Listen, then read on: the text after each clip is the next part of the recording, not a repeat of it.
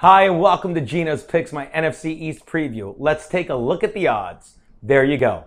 And really, you're telling me that the Eagles are favored to win more games in Vegas than the Giants? Sure, the Giants have more ifs in their lineup than an Albert Einstein proof, with none of their playmakers like Odell Beckham Jr., Victor Cruz, and Rashad Jennings staying healthy long enough to play a full season last year and show us what they can do. But this year they can. Meanwhile, you don't have to be Albert Einstein to know that without Sam Bradford, who I think will get hurt, the Eagles will be throwing up a ton of Einstein bagels. And please do not point to this past Sunday's game, where Tim Tebow and all of Philly celebrate because he didn't look like abysmal against third stringers that will be selling car insurance in 2 weeks. Because anyone with half a brain can tell you that the only place Tim Tebow can score consistently is on ChristianMingle.com, okay? And Kirk Cousins with his 12-14 performance against the Browns last week, stop, that's no different because the Browns' second and third stringers were in, and anyone that thinks Kirk Cousins is a starter in the NFL probably has parents who are cousins in West Virginia, okay? Now, anyone with half a brain and our buddy Peter Loshak, where did they get that picture,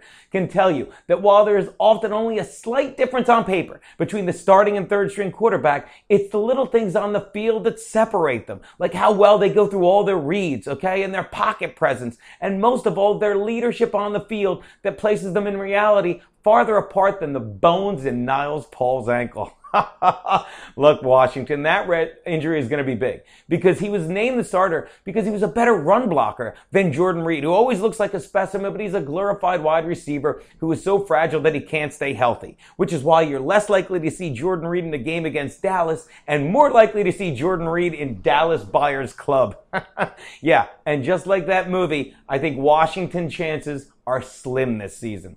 So rejoice, Big D, because Daddy believes that this is the season where Dallas shows us that as explosive and as talented as DeMarco Murray showed us he was last year, I honestly believe that's because he finally stayed healthy, and I honestly put that on the Dallas's offensive line, which kept him from taking a ton of hits in the backfield early last year. If only they had a guy like that this year. Oh, wait, DeMarco Murray. Yeah, pencil him in on a post-it pad for your late round picks. A lot of alliteration. Meanwhile, people, the over-under on the Eagles shouldn't be for 9.5 wins. It should be for, as I said earlier, 4.5 starts for Sam Bradford. I'm taking the under on both because Mark Sanchez cannot win when it matters, and signing Tim Tebow is a joke. All right? It's a waste of a roster spot. They should have just signed Caitlyn Jenner because either way, you're looking at a guy desperately holding on for one big package. And when do they use it? Just as a gimmick. Stop it.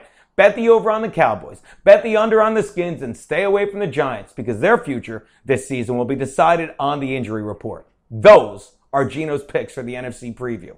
East. East? Are we going east? I'm leaving.